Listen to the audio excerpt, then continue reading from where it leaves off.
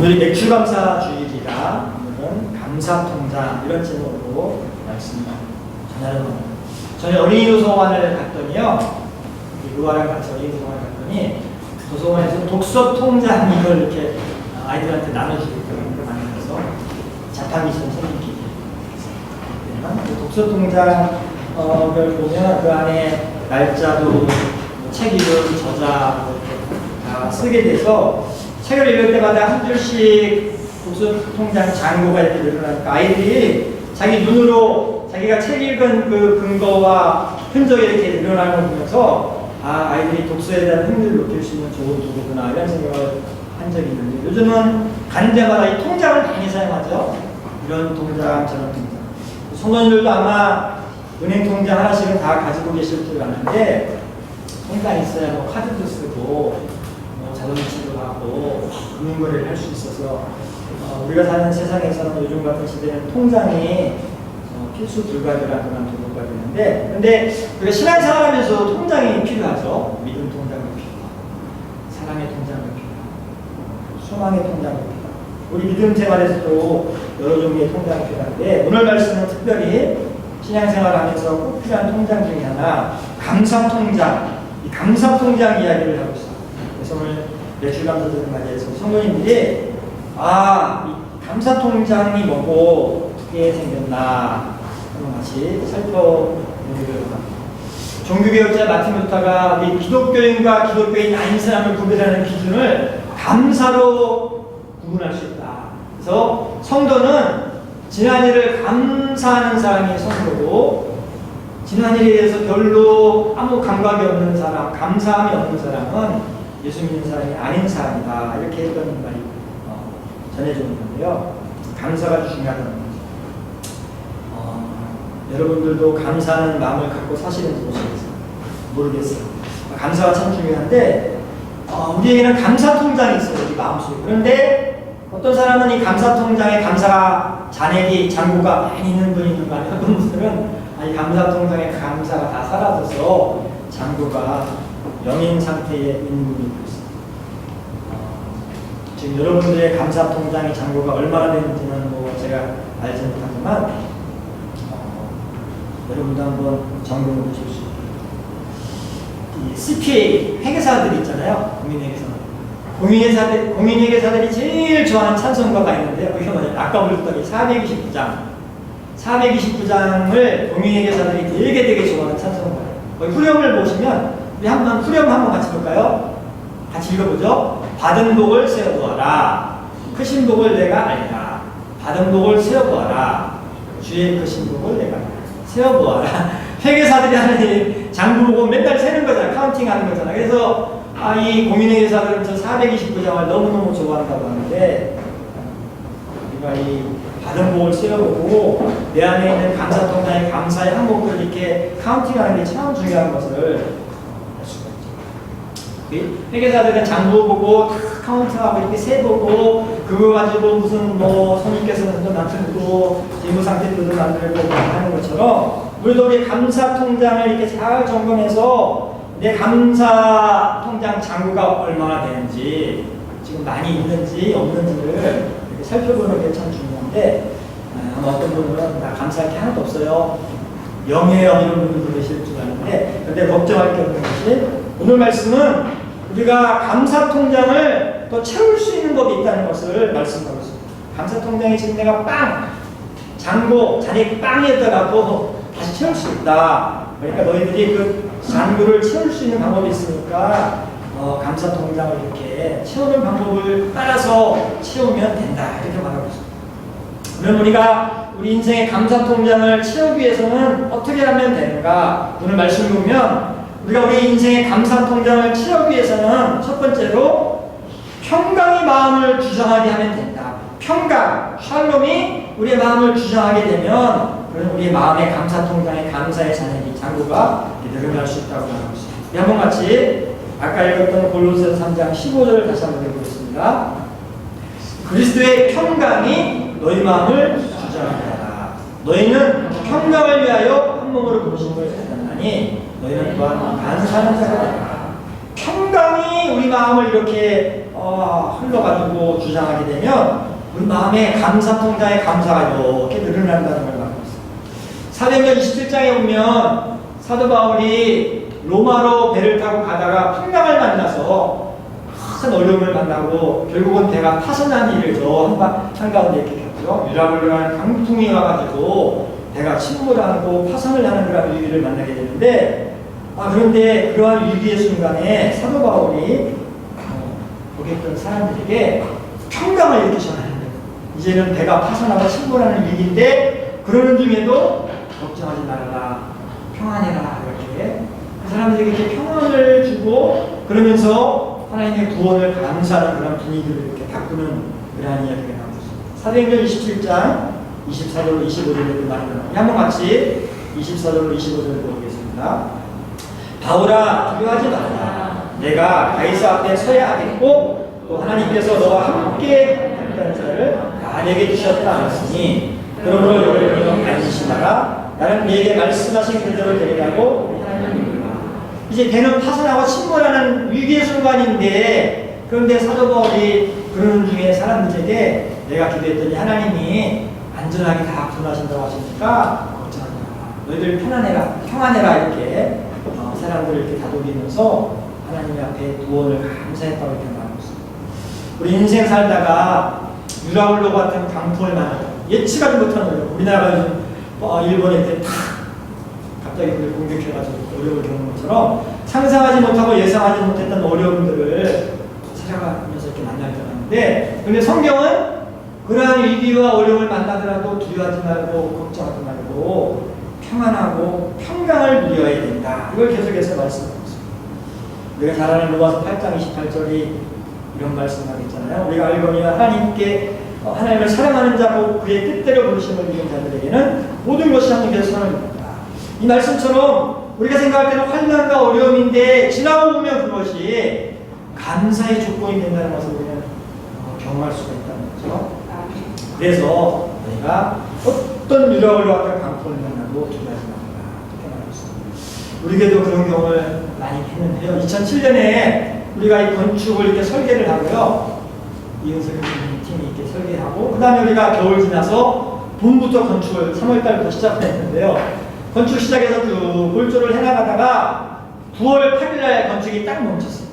9월 8일날 이 건설회사가 우리한테 기성을 청구를 했는데 공사는 그때 종탑 막 이렇게 공구리를 치고 골조를 이제 겨우 마감했는데 공사비 청구한 내용은 마감도 거의 다 된 정도까지 공사를 이렇게 소문없이 청구를 해서 우리가 이건 말도 안 된다고 해서 이렇게 분쟁이 생겼어요. 그래서 문서를 주고받으면서 9월 8일까지 공사가 딱 하고 멈췄거든요.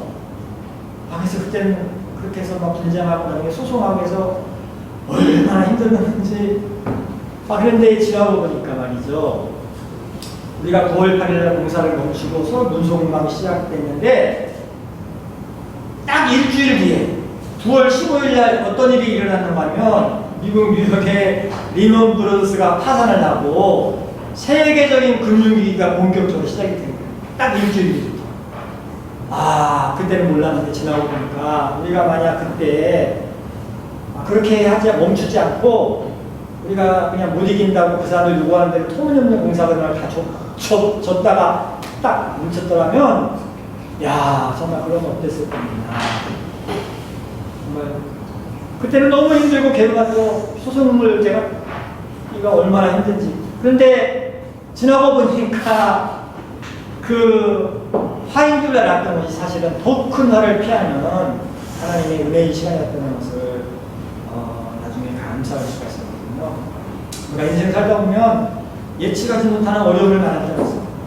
내가 갑자기 어려움을 당하면 너무 힘들고 괴롭고 왜 나에게 이런 일이 벌어지나 생각이 되는데 그런데 중요한 것은 하나님이 그 모든 것을 주관하시고 계시기 때문에 그게 화인 줄 알고 그게 고통인 줄 알았는데 나중에 보면 결국은 하나님의 은혜의 수단이었다는 것을 우리가 깨달을 수가 있습니다. 그래서 예수님이 항상 너희들 두려워하지 마, 걱정하지 마, 어떤 일을 만나도 염려하지 말고 평안을 누려야 된다 이렇게 말합니다. 그리고 평안이 우리 안에 임할 때에 감사의 통장의 잔고가 늘어난다는 것을 말씀하셨습니다.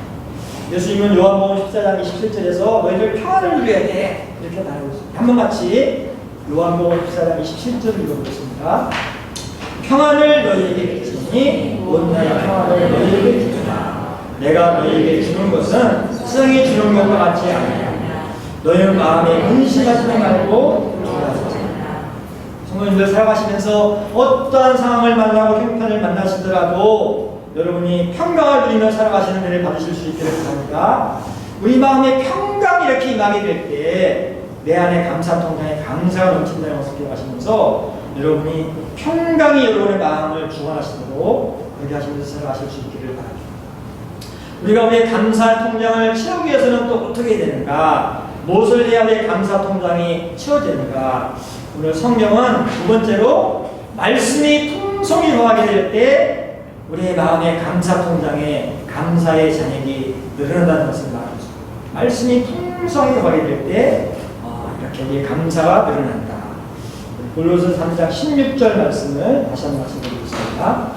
그리스도의 말씀이 너희 속에 풍성히 더하여 모든 죄에서 피차 가르치며 공면하고 시와 찬송과 신령한 노래를 부르며 감사한 마음으로 하나님을 찬양한다.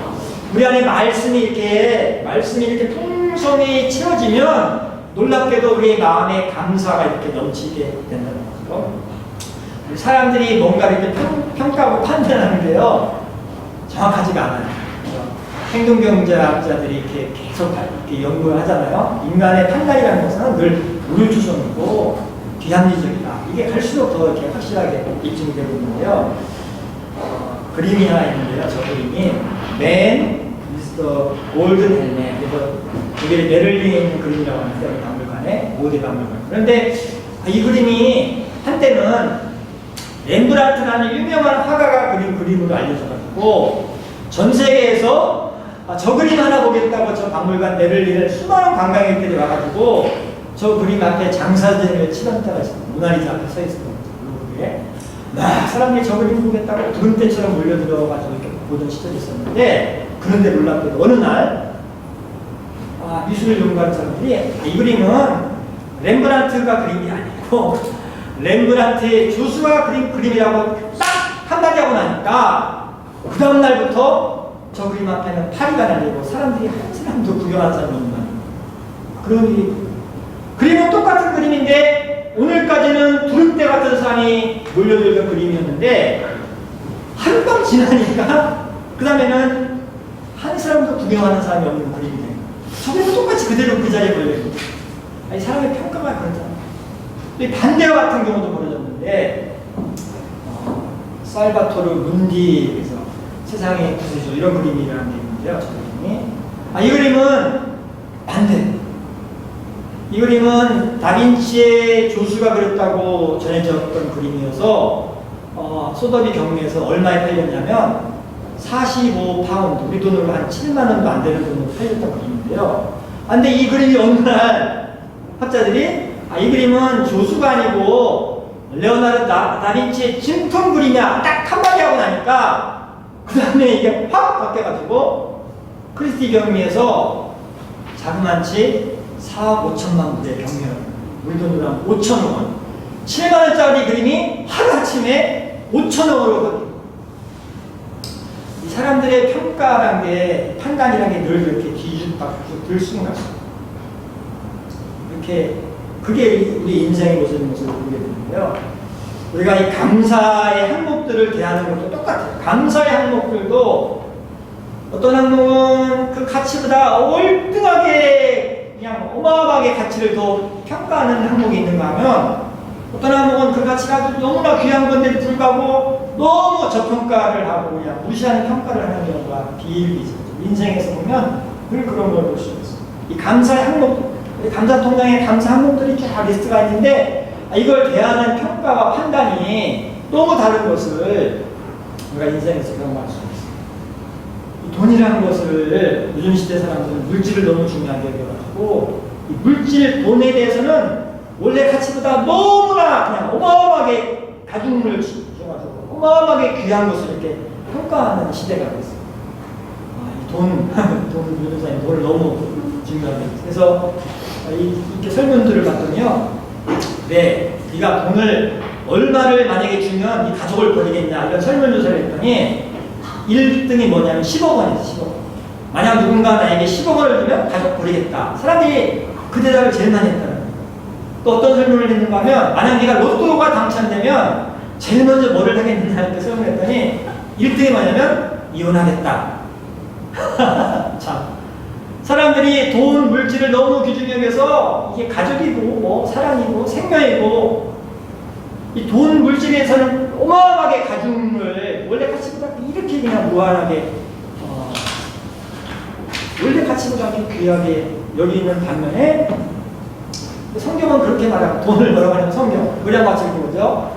성경은 돈을 벌어가죠. 디모데전서 4절 돈을 사랑하니 일만하게 뿌리가 되나니 이것을 탐내는 자들은 미혹을 받아 믿음에서 떠나 많은 근심으로써 자기를 돈이 필요한 것이긴 하지만 요즘 사람들이 말하는 그런 가치가 있는 정도는 아니라는 거죠. 오히려 돈이 잘못하면 우리가 믿음을 잃어버릴 수 있는 위험성이 있다. 이렇게 그렇게 그 정도로 평가하는데 불구하고 세상은 그렇게 평가해요.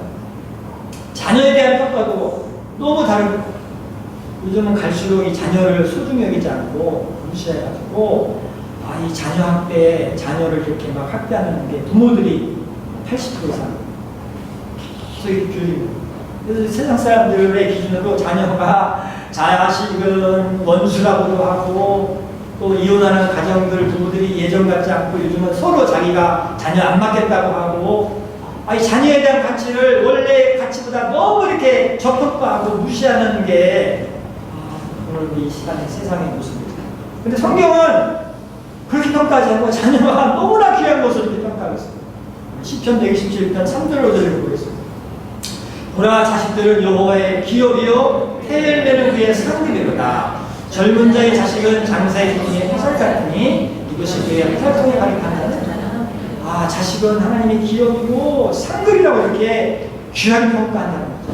또 내용을 항목을 놓고 너무 다른 거예요. 어떤 세상은 너무 이렇게 저평가하는데 성경은 귀하게 평가하고 또 세상은 아주 귀하게 평가하는데 성경은 그렇지 않다고 말하고 왜 이렇게 뒤죽박죽인 거냐면 차이가 뭔가 하면 그 안에 말씀이 있는가 없는가가 그렇게 전혀 다른 평가를 하게 만드는 것을 알 수가 있습니다. 히브리서 4장 12절로 13절은 말씀은 모든 것을 완벽하게 가장 정확하게 판단하는 기준이 된다는 것을 말씀하고 있습니다. 한번 같이 히브리서 4장 12절로 13절 읽어보겠습니다. 하나님의 말씀은 살아있고 활력이 있어 좌우의 말씀 어떤 것보다도 예리하며 혼과 영과 및 관절과 골수를 불러 쪼개기까지 하며 또 마음의 생각과 뜻을 판단하니 진실이 세상을 그 앞에 나타나지 않음이 없고 우리의 결산의 예술기의 눈앞에 우리의 혼과 같이 드러납니다. 마음의 생각과 뜻까지 보이는 것뿐만 아니고 보이지 않는 것뿐만 다 판단해서 정확하게 판단하는 것이 바로 말씀이라는 것을 말합니다. 그래서 이 말씀이 있는가 없는가에 따라 이 감사에 대한 평가가 전혀 달라집니다.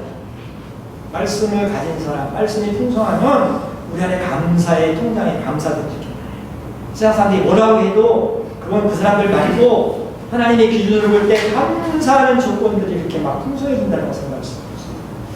우리의 성도님들 말씀이 풍성하셔서 성도님들의 감사 통장에 풍성한 은혜를 받으실 수 있기를 바랍니다. 우리가 어떻게 하면 또 감사의 통장을 이렇게 잘 이렇게 채우면서 살아갈 수가 있는가? 어떻게 해야 감사가 이렇게 풍성해지는가? 오늘 말씀은 모든 것을 예수의 이름으로 할 때 우리 안에 감사 통장에 감사가 풍성해진다는 것을 말씀하고 있습니다. 골로새 3장 17절을 같이 한번 읽어보겠습니다. 또 무엇을 하든지 말에나 일에나 주 예수의 이름으로 하고 그를 힘입어 하나님 아버지께 감사하라. 예수의 이름이 우리 안에 임할 때 있을 때 감사가 풍성해진다는 것을 말씀하고 있습니다. 사도행전 3장을 보면 베드로와 요한이 성전을 이렇게 방문하면서 기도를 할 때 안전뱅이 오늘날 말하는 장애자, 유행 장애자를 이렇게 일으켜 세우시는 그런 일을 하는데 그때 이 사람들이 한 게 뭐냐면 예수의 이름으로 그 안진뱅이를 일으켜 세워가지고 그 사람이 일어나가지고 뛰면서 감사했다고 이렇게 성경에 말하고 있습니다. 한번 같이 사도행전 3장 6절 말씀을 같이 읽어보겠습니다. 베드로가 이르되 눈과 내게 갔거니와 내게 이르는 그것을 내게 주니 나사렛 예수 그리스도의 이름으로 일어나 걸으라. 예수의 이름으로 그 사람에게 이렇게 말씀을 전해주니까 그 사람이 안진뱅이에 일어나가지고 하나님께 감사하고 하나님의 영광을 돌리는 그러한 일이 일어났다는 것입니다.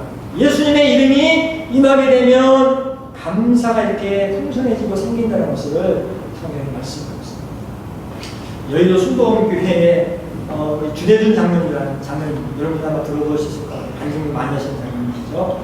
책도 많이 쓰시고. 저 장로님이 계시는데요. 이 장로님은 원래 경상도 거제도 출신인데 초등학교 때, 자기가 초등학교 때 아버지 사업이 망해가지고요. 아버지가 화병 걸려 돌아가시고 얼마 있다 엄마도 돌아가시고 그래서 자기 형제들이 졸제 고아가 돼가지고 이 고아원 저 고아원을 이렇게 전전하면서 살았는데 불쌍한 신세가 된 거죠. 엄마 아빠가 다 죽고 형제들이 뿔뿔이 흩어져서 고아원 생활하고 그래서 이분이 이제 초등학교까지는 고아원에서 보내줬는데 그 다음부터는 막막해서 중학교 고등학교를 공부를 하고 싶은데 상황이 안 되니까 이런 상점 저런 가게에 가서 점원 노릇을 이렇게 급사라고 그 당시에 이렇게 심부름하면서 그 돈 받아가지고 저녁에 야간 학교 가가지고 이렇게 중학교 고등학교에 공부하고 검정고시 하고 이렇게 했는데 고등학교까지는 어떻게 마쳤는데 대학을 가고 싶은데 자기 상황이 대학까지 형편이 안 됐는데 어떤 분이 그랬다는 거예요. 너 3, 4반 학교라는 데 가면 거기 가면 이렇게 장교가 됐는데 그러면 나라에서 대학 공부 시켜주는 일이 있다. 그러니까 한번 거길 가봐라 해서 이분이 3, 4반 학교라는 데를 이렇게 시험을 봐서 고등학교 마치고 거기를 들어가서 이제 4반 학교, 3, 4반 학교 졸업하고 장교, 전산장교 병과를 받아가지고 이렇게 장교 생활을 하면서 정말 하나님이 또 길을 들어주셔가지고 장교 노릇하다가 국방부에서 대학 교육 할 수 있는 길이 열려서 자기가 지원해서 이분이 고대 경영학과를 이렇게 국방부 돈으로 학교를 다니고 또 이렇게 나중에 거기를 졸업하고 나서는 또 국방부에서 미국에 이렇게 전산 컴퓨터 분야 이렇게 유학 가는 길을 또 만들었는데 자기가 또 지원했는데 거기 뽑혀서 몬터레이 저도 예전에 가본 적이 있는데 거기 가면 미국 국방부 이렇게 시설들이 갔거든요. 좋은 학교 가서 또 컴퓨터 공학을 또 공부를 해가지고 돌아와서 이 사람이 이제 그런 경력이 생기니까요. 나중에 청와대에서 전산실을 만드는데 자기 지원해가지고 또 초대 프로그램을 하는 장교를 이렇게 뽑혀가지고 가가지고 청와대 근무를 하게 됩니다. 그래서 이 사람이 청와대에 가가지고 청와대를 내가 공부시키겠다 해가지고 신우회도 만들고 그래서 이 사람이 5 대통령 정권이 바뀔 때마다 얘는 잘려 있는데도 잘리지를 않고 승진하고 그래서 노무현 대통령 때도 경호실 차장하고 이명박 대통령 때도 차장하고 그래서 20년을 근무하고 경호실 역사에 처음으로 정년을 이렇게 제대로 잘하고 이렇게 퇴직하셔서 퇴직한 다음에 카이스트 부총장 또 다른 데 총장 이렇게 계속 이렇게 기회가 열려가지고 이렇게 살아가시는데 이분이 간증을 하면서 뭐라고 하냐면 내가 고아로 이렇게 천혜의 고아로 먹을 것도 없이 살았던 신세였는데 그런데 내 인생을 이렇게 만든 것은 하나님이 나를 이렇게 만드셨는데 말씀 하나가 나를 이렇게 만들었다. 그게 뭔가 하면 그 말씀이 주 예수를 믿으라 그리하면 너와 내 집이 구원받는다. 사도행전 16장 31절 말씀 주 예수를 믿으라 그리하면 너와 내 집이 구원을 받으라는 이 말씀이 자기를 오늘날의 자기로 만들었다. 이분이 거제도에서 고아원에 있을 때에 어느 아주머니가 자기 손을 붙들고 초등학교 시절이죠. 어린아이를 주대준 어린이를 붙들고 어느 교회를 데리고 왔는데 얘는 교회를 한 번도 안 갔으니까 어떤 아줌마 손을 붙잡고 처음 교회를 갔는데 교회 그 문 위에 뭐라고 써있냐면 주 예수를 믿으라. 그래서 주 예수를 믿으라. 그래서 이 사람 이 주대준 어린이가 그걸 보고 주 예수? 이 집은 주 예수님의 집인가 보다. 근데 잠깐만 내 성이 주씨인데 그러면 이 주씨 먼 친척 아저씨네 집이구나. 주 예수. 그래서 이 집은 우리 친척 아저씨네 집이라고 막 편하게 거기 들어갔더라고요. 갔더니 뭐 말씀을 이제 듣고 그래서 주 예수 아저씨네 집인 줄 알고 들어갔던 그 교회 시골 교회에서부터 이분이 말씀을 듣고 그 어린 마음에 말씀이 이렇게 뿌리를 내려가지고 우리 그 힘든 어린 시절, 청소년 시절, 군대 시절을 지내면서 주 예수 이름 붙들고 살다 보니까 이렇게 하나님께서 그 계기마다 이렇게 공부를 시켜주시고 또 인생 교도 읽어주셔가지고 살았다고 이렇게 예수 이름을 통해서 자기가 그렇게 은혜를 받았다고. 예수님의 이름 능력이 있죠. 여러분 주 예수님의 이름은 능력 있는 줄 믿으실 수 있기를 바랍니다. 예수님의 이름이 임하게 될 때에 그 인생 가운데 감사 통장이 이렇게 넘친다는 것을 성경이 말합니다. 그래서 여러분 가지고 예수 이름을 우리 안에 이렇게 채우게 되고 갖고 있으면 우리의 삶의 감사의 조건들이 이렇게 넘친다는 것을 믿으면서 그런 은혜를 받으실 수 있기를 바랍니다. 여러분과 저는 감사 통장이 있어야 됩니다. 어떤 분은 이렇게 양이 많고 감사 조건이 많은 분이 있고 어떤 분은 아직 별로 없고 어떤 분은 다 잃어버려가지고 영인 분도 있을 줄. 그런데 오늘 이 말씀처럼 우리가 오늘 이 골로새서가 주시는 말씀처럼 살아가다 보면 우리 안에 이 감사가 이렇게 채워지고 넘친다는 것을 믿으면서 여러분과 제가 그런 은혜를 받고 살아가는 축복을 받으실 수 있기를 바랍니다. 우리 시간 한번 기도하겠습니다. 하나님, 우리 인생 살아가면서 우리의 감사 통장이 풍성하기를 원합니다. 오늘 말씀처럼 우리가 정말 감사가 충만한 삶을 사람으로 은혜를 풀어주시고 우리 안에 평강이 지배하고 말씀이 지배하고 예수님의 이름이 꽉 차가지고 우리의 삶에 감사가 풍성하도록 해달라고 우리 한번 다 같이 기도하시겠습니다.